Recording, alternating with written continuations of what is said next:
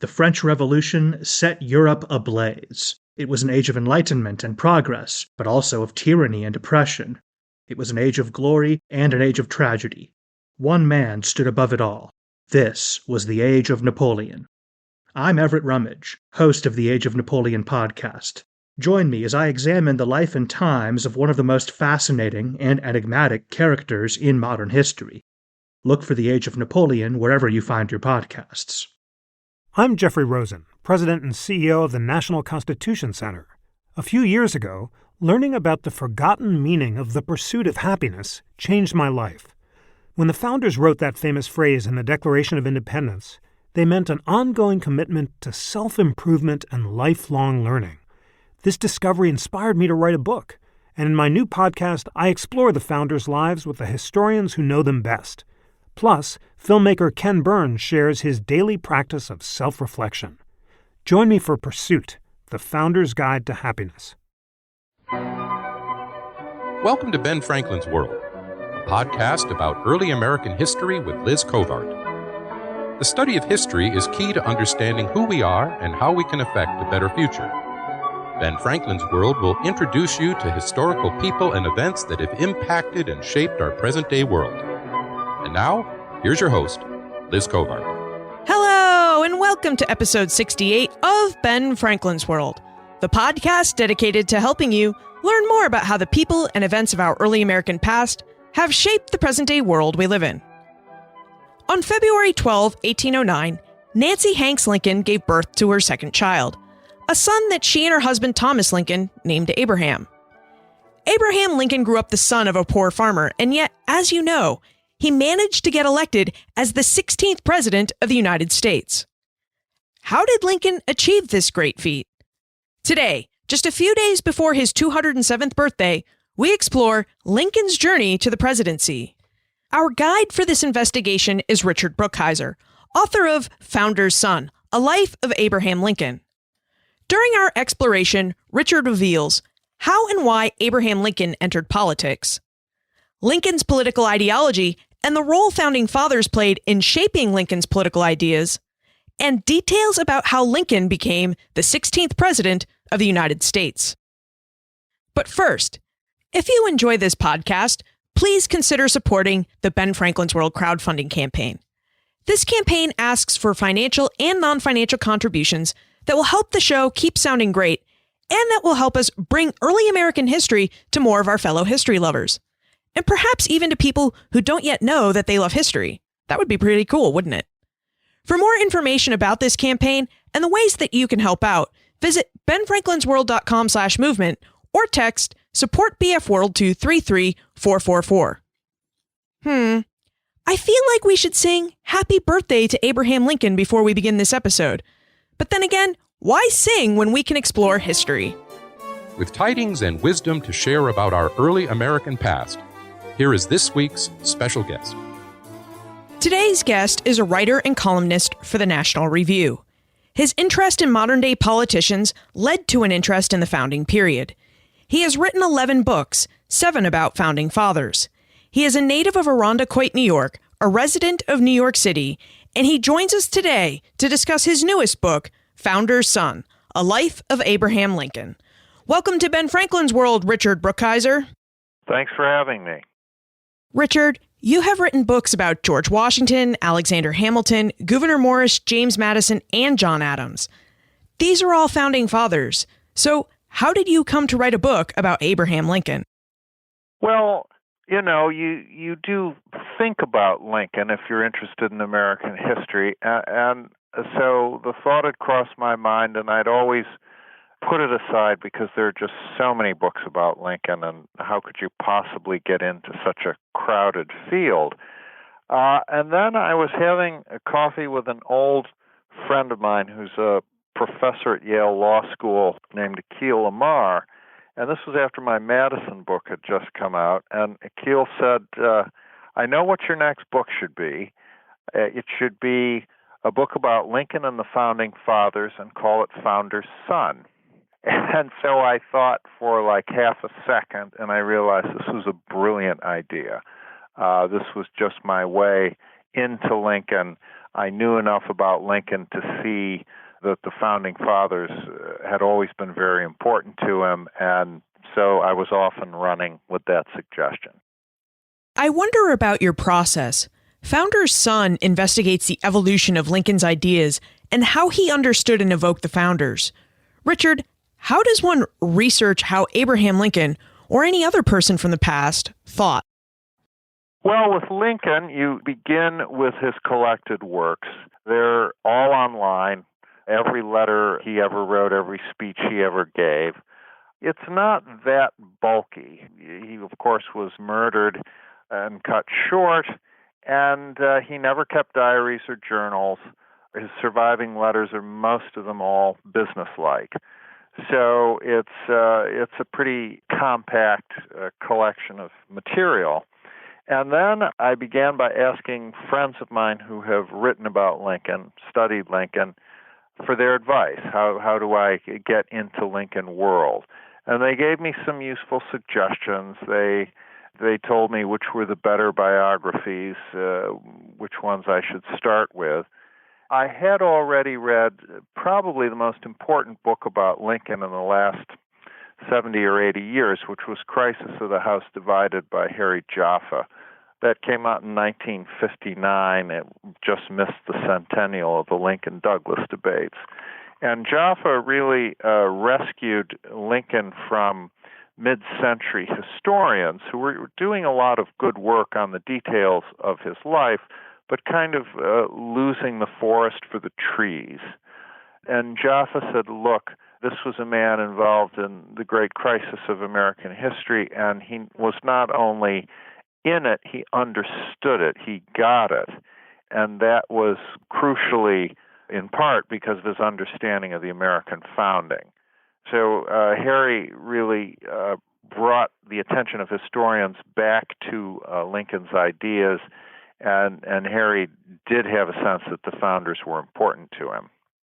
When and how did Lincoln first encounter the legacy of the Founding Fathers? I don't imagine he actually met a Founding Father in person. No, I mean, his early life overlapped with the late life of some of the younger Founding Fathers, but, you know, they never came out to Indiana or Illinois, and Lincoln never got to the East Coast until after they were dead. So all his encounters with these men had to be in books, and the first one he encounters is George Washington, and this is when he's a boy, and he reads The Life of General George Washington by Mason Locke Weems, or Parson Weems. And this was one of the first biographies that was written about Washington. It came out a year after Washington died, and it was aimed at young adults, what we'd now call young adults. But it also helped shape Americans' view of Washington's life and career. We think about Weems now about his storytelling and often his exaggerations, but Weems did a pretty good job of getting the life in shape and understandable shape. And what inspired Lincoln about Weems's account was not so much the stories like the story of the cherry tree, but they were Weems's accounts of Washington's heroism in struggling for liberty. And Lincoln actually cited Weems in 1861 when he's on his way to his first inauguration and the country is falling apart. And he recalls the Battle of Trenton when he's passing through Trenton, New Jersey. He takes a train from his home in Illinois to Washington, D.C., and Trenton is one of the stops. And he remembers what Weems wrote about that battle, and he remembers that Weems presented it as a struggle for liberty in the world. The fate of liberty in the world was being decided at Trenton in 1776. And clearly Lincoln thinks he's in a similar situation. As he ages, he encounters, or he focuses on different founding fathers. I think he was very influenced by Thomas Paine in his 20s. Paine is the great journalist of the founding. Lincoln is also interested in Paine's religious writing, which was very combative. Paine was not an atheist, he was a deist, but he really attacked organized religion, particularly Christianity. And when Lincoln was 20-something, he thought this was very exciting and liberating. He would change his views on religion over time. But I think what he permanently took from Paine was just a model of how to use humor to make serious points.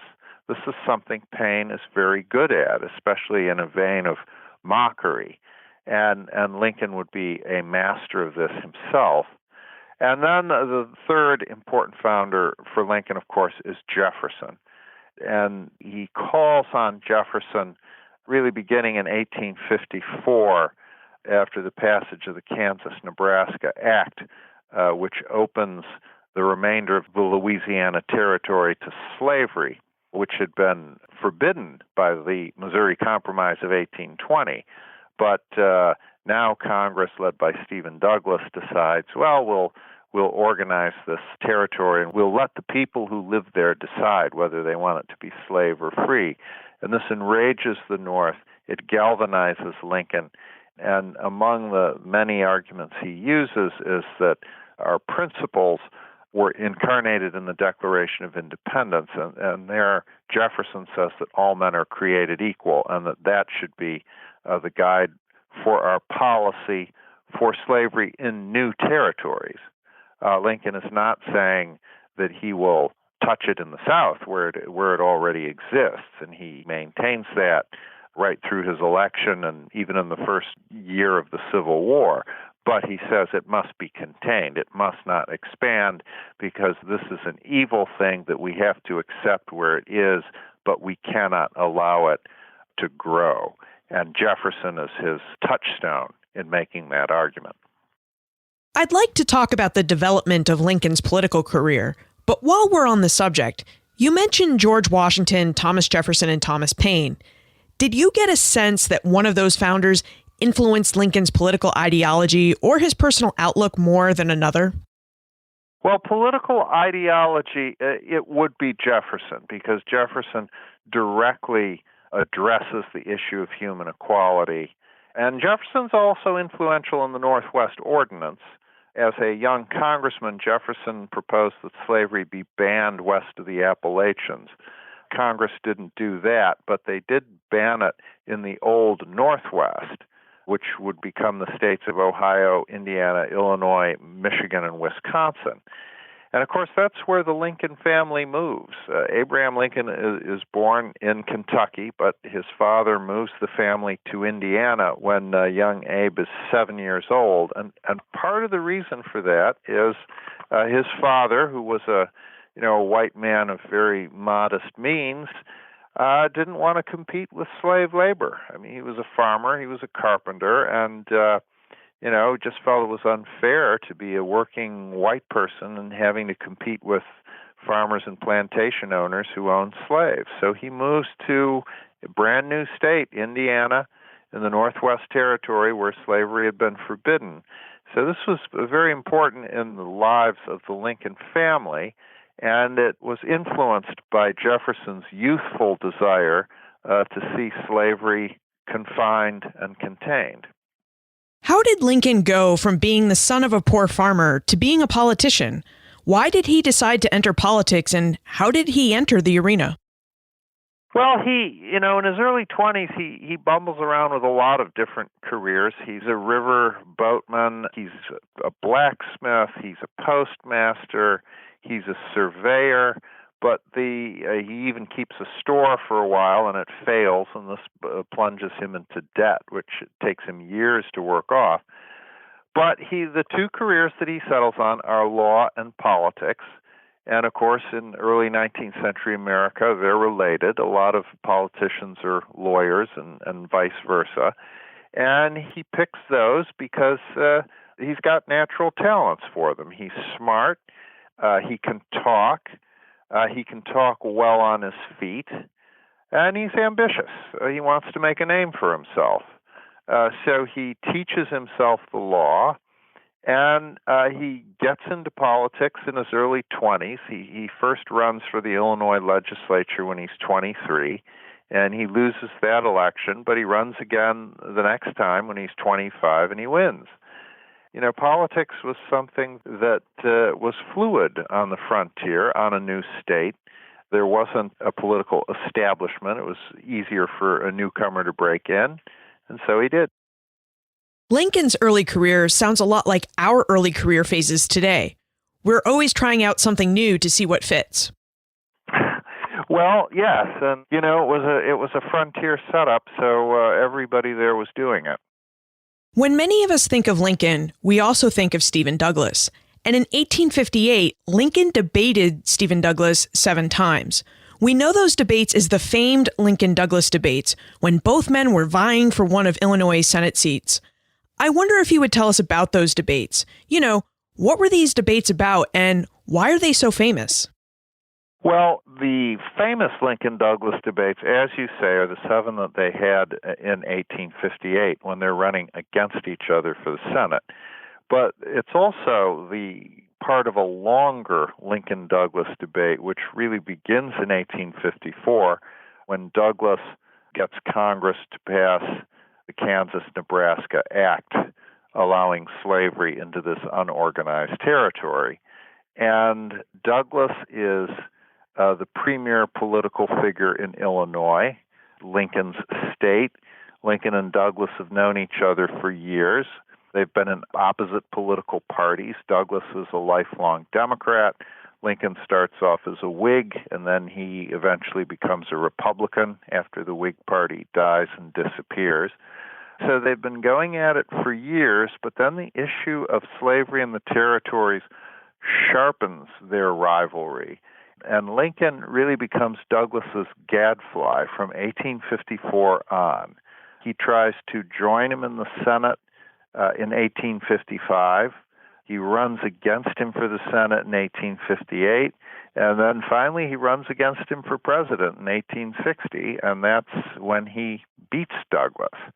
Now, the 1858 election, you have to realize that for senatorial candidates to debate was unprecedented, and the reason for that is that until the 20th century, senators were picked by state legislatures. They were not picked by a direct vote of the people. So the choice was made by legislative politics at the state level, and often it was very much an insider's game. But what happened in Illinois in 1858 is that each man had secured the loyalty of his party. The Democrats had announced that Stephen Douglas is our man. He's the incumbent. We want him reelected. We will not support anyone else. Similarly, the new Republican Party said, Lincoln is our candidate. We're not going to vote for anyone else. Any Republican in the legislature will vote for Lincoln and nobody else. So, in other words, ahead of the election, it was clear that the two parties were only going to support these men. And then what happened was Douglas gave 2 speeches, one in Springfield, the capital, another one in Chicago, and Lincoln spoke quickly after him. On one occasion, he answered Douglas later in the same day. The other time, he spoke the next day. And then the 2 candidates decided, all right, let's formalize this. Illinois then had 9 congressional districts. We've already appeared almost together in 2 of them, where Springfield is, where Chicago is. Let's have 7 more appearances in the other congressional districts in the state. So that's why we have the 7 debates. They span the state of Illinois. Freeport is up by the Wisconsin border. Jonesboro is down in the southern tip of Illinois between Missouri and Kentucky. And these guys were not only traveling around by train to their joint debates, they were also making speeches and appearances in between. So it was a grueling schedule, and the whole state was riveted. Some of these towns, the crowd that came to the debate was larger than the entire population of the town. These were long debates. The format was one of them would open for an hour.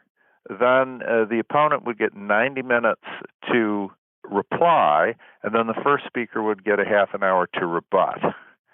And then they alternated who would begin each debate. So Douglas got to begin and end 4 times. Lincoln got to begin and end 3 times. So it's a 3-hour format. And there was a lot of there were crowd reactions and there was some heckling and there was some jeering, but it seems as if the crowds were pretty attentive to what was going on. And a lot of it was very nitpicky politics. Well, you said this, your side said that. No, of course I didn't. And it's frankly rather boring to read now. But what's surprising is how much of it really got to very vital issues. They grappled with each other on the nature of slavery and the nature of popular sovereignty, and they also grappled with each other on the Founding Fathers and their view of what America should be like. Douglas said the Founding Fathers made a country of popular choice. People could choose how to govern themselves. That was their vision. That is my vision.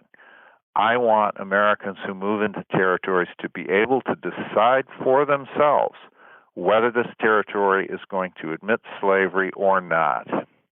And then Lincoln said, well, of course I'm for popular sovereignty. Of course I'm for popular choice.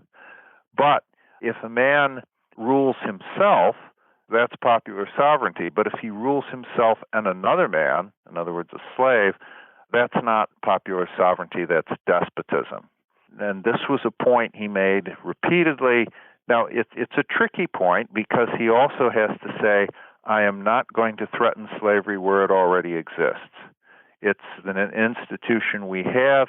There it is. We have to accept it where it is. But we must not let it grow because it is against American principles. America's principles are that all men are created equal. We have to accept the fact that slavery exists among us and has existed for centuries before we were even independent. But we cannot be true to ourselves and let it increase in size. And so we have to forbid slavery in the territories. So this was their back and forth. It's amazing to me that so much is similar between the debates of today and the debates of the 1850s, and also how much is different. Like, I don't know many people who would sit through a 4-hour debate today. Also, the candidates in the 1850s had so much longer to speak about issues than modern politicians have in our modern debates. And there's also the fact that candidates in the 1850s didn't have loudspeakers. I wonder how many in the crowd really heard what Lincoln and Douglas were saying.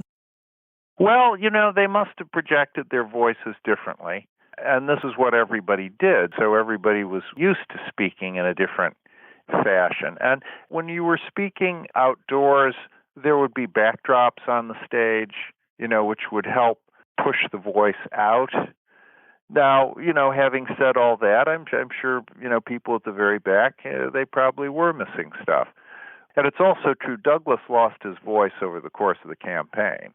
By the last debate, he was described as barking almost. And Lincoln's own voice was described as kind of high, a little nasal, almost a slight whine to it, but that helps you project in the open air. One of the Republican debates in this cycle lasted over 3 hours, but of course the difference is there were a lot more candidates on the stage, and they were only given, 90 seconds or 2 minutes to speak. So that's sound bites. That's little bits of time. And these guys were going for an hour, for 90 minutes, for half an hour. But also, people were used to that then. I mean, people were used to sermons. People were used to long summations to juries. This was also the entertainment that people had.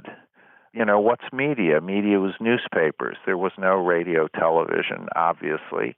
And there was traveling theater. If you lived in a city, there might be opera, but people out in the sticks of Illinois are not hearing opera. So public speaking was something that people did, and it was something that people listened to. It was just in everybody's culture. As you read through these debates, did you get a sense of whether the founders influenced Stephen Douglas's politics as well, or did they just influence Lincoln's positions? No, Douglas also has his view of the founders, and he called the roll of them in one of the debates. He said, Washington and Jefferson and Jay and Hamilton and the great men of that day, They left a country that was half slave and half free, and see how successful we have been. And why can't we continue it? Why can't we keep following their model? Also, they pioneered popular government. They pioneered popular sovereignty. And that's my position. That's my belief. He called it the great principle of popular sovereignty. And he must have said great principle because Lincoln mocks him in one of the debates. It's printed out as with like a couple R's, great principle.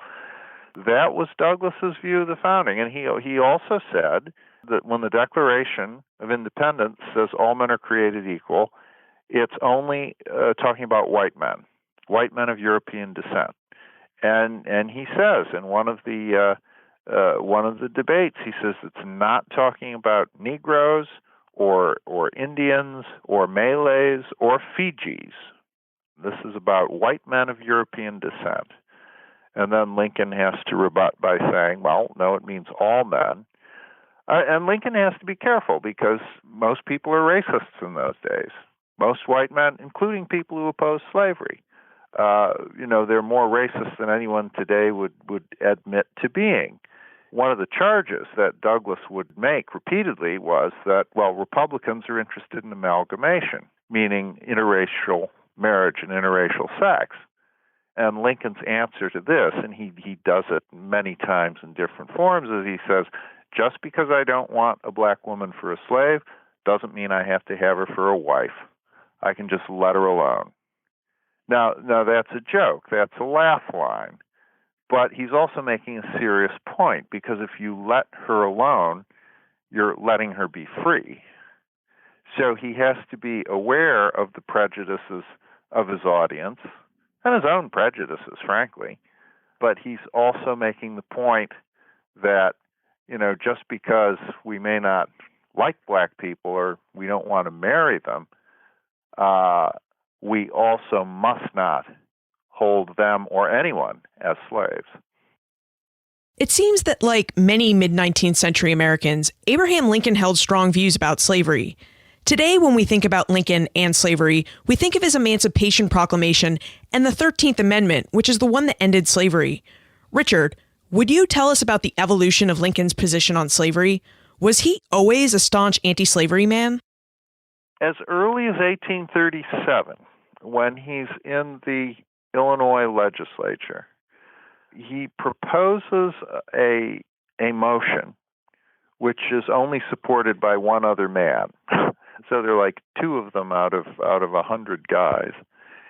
And they say that although they're opposed to abolitionists who wanted, all slavery ended, they said that slavery is bad morals and bad policy, and that the federal government ought to encourage the end of it in the District of Columbia.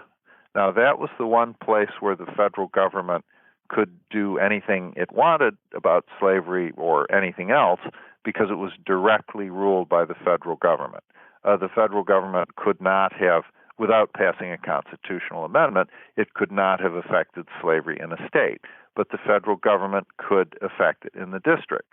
So as early as 1837, Lincoln is saying that the federal government should propose a plan to compensate the owners of slaves in the district, to pay them for their slaves, and to liberate them after a certain date, give people some time to adjust to this plan. And then he said, but they shouldn't do this unless the people of the district, the white people of the district, agree to it, vote to accept this proposal. And then he makes a similar proposal when he's in Congress. He serves from 1847 to 1849. And he offers a similar idea there. So this is early in his career. He thinks that slavery is a bad thing, and where it's possible, the one place where it's possible for the federal government to do something about it, it should. And then the Kansas-Nebraska Act galvanizes him on the issue of slavery in the territories. When he's elected president in 1860, he says repeatedly that he is not going to touch slaves in the South. He writes an old friend of his who's from Georgia. He says, your slaves will be as safe as they were in the days of Washington. But the difference between us is that we Republicans think slavery is a bad thing that should not be extended. You think it's a good thing that should be. And then he ends by saying, I suppose that is the rub. Well, yes, it was the rub, and it was going to lead to the Civil War in a few months. Early in the Civil War, he stopped some Union commanders from issuing liberation orders in places where there are slaves, such as Missouri. Now, Missouri was a slave state that stayed in the Union. 4 slave states did: Missouri, Kentucky, Maryland, and Delaware. And Lincoln is very careful to not liberate slaves early in the war because he's particularly anxious to keep Kentucky in the Union. The Union strategy to beat the South is to encircle it and squeeze it to death, essentially. It was called the Anaconda Plan. And this involved going down the Mississippi River from the north, capturing New Orleans, moving up from the south, blockading the entire coast of the South, and then trying to push in through Tennessee and through Virginia. This is what the Union ends up doing. It takes 4 years. It's extremely bloody. But if it had to start, if Kentucky had left the Union, the Anaconda would have had to start on the Ohio River. It would have been a much harder thing. And Lincoln says to lose Kentucky is virtually to lose the whole game. So he's anxious to keep Kentucky in the Union. It is a slave state. It's a loyal slave state. So he doesn't want to do anything to disgust Kentuckians. And this annoys people in his own party, the so-called radical Republicans. One of them, a senator from Ohio, he says, well, Lincoln is just white trash. I mean, this is the reason he's being so cautious. He's white trash. But by the middle of 1862, Lincoln is realizing that the North, it needs black soldiers, and it also needs to weaken the military resistance of the South. You know, slaves are an important resource. They do work that their masters are then freed to go off and fight. So that's his reason for deciding to issue the Emancipation Proclamation. And he makes a preliminary announcement after the Battle of Antietam, and then he issues the proclamation on January 1st, 1863. But this is to free the slaves of rebels, and it's limited to that because he's doing this as an executive order. This is an executive action, and he can only do it as commander-in-chief in time of rebellion. So in other words, slaves in loyal slave states are not affected. Slaves in parts of the South that the Union has reconquered are not affected. So Tennessee, West Virginia, New Orleans, which we took early on, parts of coastal Virginia, slaves there are not affected by the Emancipation Proclamation. But where there are rebels, which is most of the South, those slaves are then, thenceforward, and forever free. And then the final liberation is at the end of the war. This is the 13th Amendment, which will end slavery throughout the United States. It passes Congress at the beginning of 1865, and it goes out to the states, and it will be ratified in December after Lincoln has been murdered. It's actually pretty remarkable that Lincoln becomes president because, as you mentioned earlier, Lincoln loses a lot of elections, but he wins the presidency. Mm-hmm. How does Lincoln become the Republican Party's presidential nominee as a perennial loser? I mean, the Republican Party is trying to get their first party member elected president. Well, the Lincoln-Douglas debates were a national spectacle. They were covered by newspapers across the country. And even though he loses that election, that senatorial election, he makes a national name for himself. He's asked to give speeches in the East. His East Coast debut is the Cooper Union Address in New York City in February of 1860. And clearly, he's already thinking about the Republican nomination. He's helped partly by the fact that he's a fresh face. The front runner is William Seward, senator from New York, former governor. Seward's a very smart man, very forthright on the issue of slavery, but he has baggage. He's been in politics longer than Lincoln has, and as governor and senator, he's taken some positions that, make him unpopular with people on a variety of issues. And this is true of some of the other Republicans who also want that nomination in 1860 and who are older and more experienced than Lincoln is.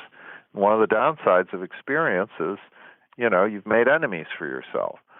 So Lincoln is kind of ideally positioned. He's prominent enough that he's in the running, but he's not so prominent that other people are worried about him or sniping at him.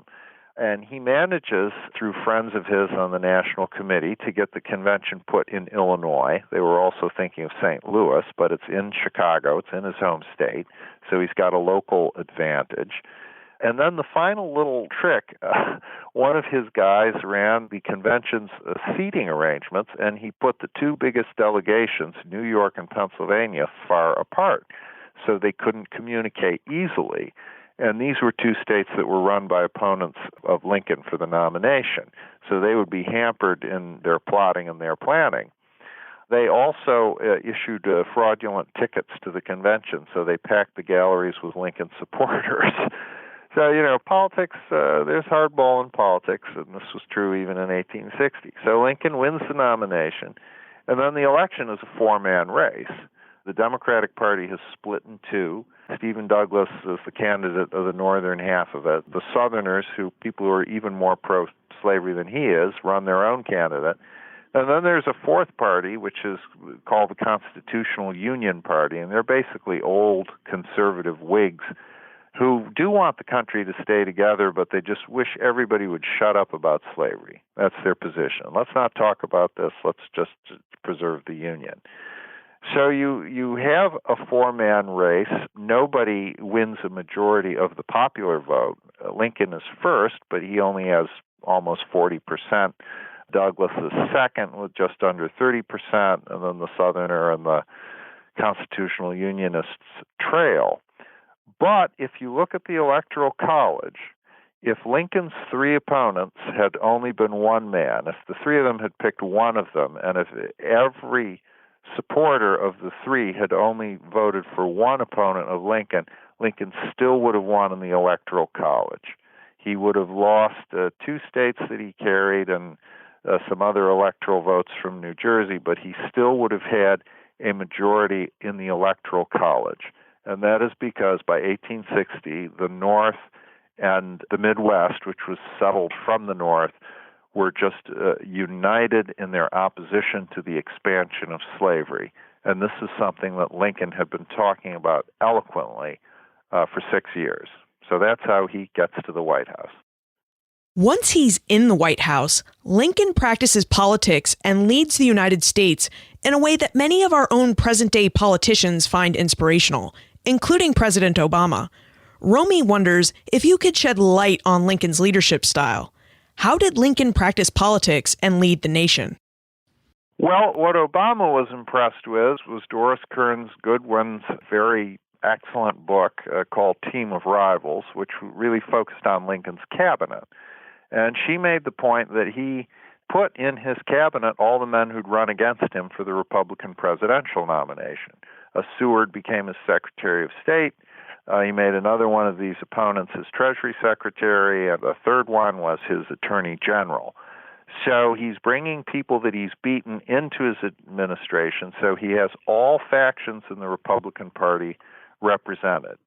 He's very good at keeping them all together. And part of that is a matter of personality. He is a leader. He's a strong leader. He's firm, but he's not sharp-elbowed.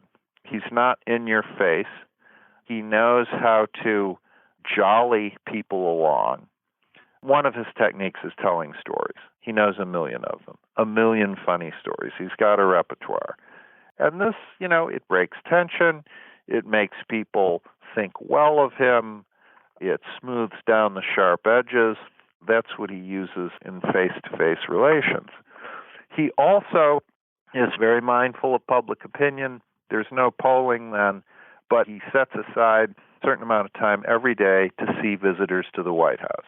And these are people from all over the the loyal part of the country who are coming to him for this, that, and the other thing. I mean, it's like personal favors, it's political points, it's religious people who say, God wants you to free the slaves. Some of them are crackpots. I mean, it's just the whole gamut of stuff. And he calls these meetings his public opinion baths. So by day after day after day of seeing and talking to all these people, he gets a sense of where Americans are. And then also these people go home and tell everyone, well, I was in the White House, I saw the president. And most of them leave with a good impression. So that is also getting out to the country. Now, Lincoln does not travel as president much. He takes one trip to Maryland, and of course the Gettysburg Address is in Pennsylvania, but mostly he sticks in Washington. So he's not going around the country himself, but people are coming to him and they're going back home. So it's a combination of all these factors allow him to hold the Republican Party together, and that is the majority party in Congress for the whole duration of his presidency. Before we move into the time warp, would you tell us why you think it is important for us in the 21st century to understand how and why Abraham Lincoln understood the Founding Fathers as he did in the mid-19th century? Well, because we make our most important advances and we secure our prosperity and our liberty when we understand where it has come from. We're not that old a country, as countries go. So the founding, all right, it's over 200 years, but that's not as far back as Charlemagne or Alfred the Great. And it was a founding with principles. I mean, it was based on a revolution that had principles, that had ideas about humanity and what it was and what rights it had. And that's what guides this country. That's what guides this country at its best. And I think our most thoughtful presidents, our most thoughtful politicians have been aware of that and have been able to call on that in moments of crisis. It's time for the Time Warp. This is the fun segment of the show where we ask you a hypothetical history question about what might have happened if something had occurred differently or if someone had acted differently.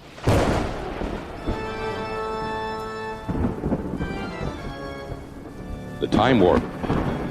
Historians can't predict the future, but they can speculate about what might have been. Earlier in our discussion, we mentioned that Lincoln's perennial political rival was Stephen Douglas. Douglas died on June 3rd, 1861.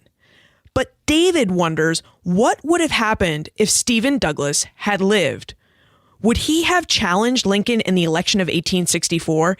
And if he had, how would history be different? Well, I think Douglas certainly would have kept his hand in as a presidential candidate. He and Lincoln were about the same age, so Douglas was certainly fit to run again. He would have been a war Democrat. He would have been a Democrat who wanted to preserve the Union. Douglas was an old follower of Andrew Jackson. Preserving the Union was very important to Jackson and to Douglas. So there was, throughout the war, a large peace faction in the Democratic Party, but essentially pro-Southern traitors, frankly. Douglas would have had no truck with them. But I'm sure he would have attacked Lincoln for his management of the war. The North lost a lot of battles. It had a lot of bad generals before Lincoln found Grant. Douglas would have made hay with that. And I imagine that would have been his program as 1864 approached. And he might have said, look, we should have won this war a lot earlier. Let's get it done. Mr. Lincoln has just proven himself to be an incompetent executive, and I can do better. Are you continuing with Abraham Lincoln for your next project, or are you returning to the founding period? Well, almost to the founding period. My next project is John Marshall, the man who made the Supreme Court. So he is a very young founding father, he stays active longer than any other men in that generation. He's Chief Justice of the Supreme Court until 1835. So he is holding office until the presidency of Andrew Jackson. He's Chief Justice for 34 years, the longest tenure of anyone who's held that job. I'll tell you one quick story about him. When Marshall becomes Chief Justice, the Supreme Court already has a tradition that when they deliberate, they can only have wine if it's raining outside, if it's a gloomy day. So Marshall would ask Justice Story, one of his associate justices, he would always ask him to look out the window and say, well, what's the weather? And, Marshall could see the window as well as anyone, but Story would come back and say the sun is shining. And then Marshall would say, well, our jurisdiction is so vast that it must be raining somewhere. So wine was always served at the Marshall Court. That is a funny story. If we're interested in your other books, or if we still have more questions about Abraham Lincoln and how the Founding Fathers influenced him, where is the best place to look for more information about you and how we can get in contact with you? Well, I have a website. It's richardbrookhiser.com, all one word. And people can ask questions there, and they get sent to my email. So I do respond.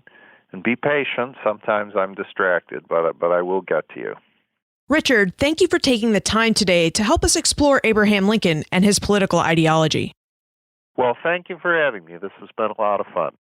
Our exploration of Abraham Lincoln's politics and rise to the presidency helps us consider just how important ideas and their evolution are to the past and to the present.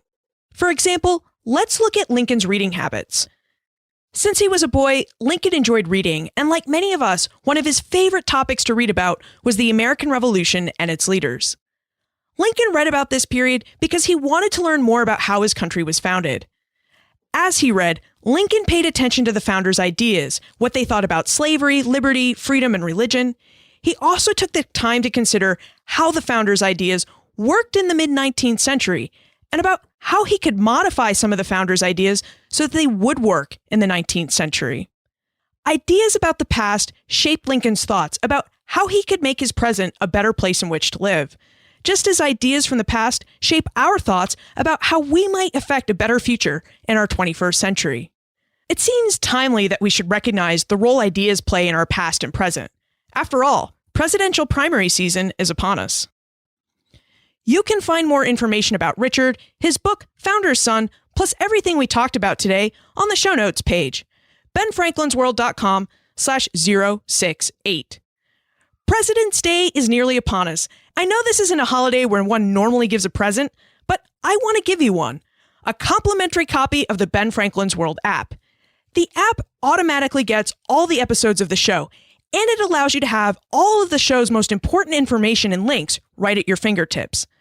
To receive your gift, all you need to do is visit benfranklinsworld.com/apps or search for Ben Franklin in your favorite app store. You could also celebrate President's Day by telling your friends, family, and social media followers about this episode, or perhaps about one of your favorite episodes about George Washington. Word of mouth recommendations are the best way to help people discover podcasts.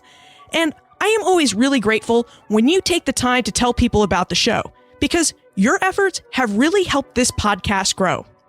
What do you think about the differences between the Lincoln-Douglas debates Richard described and our present-day presidential debates? Do you think candidates need more time to discuss issues? Do you think we should alter the debate system that we have in place?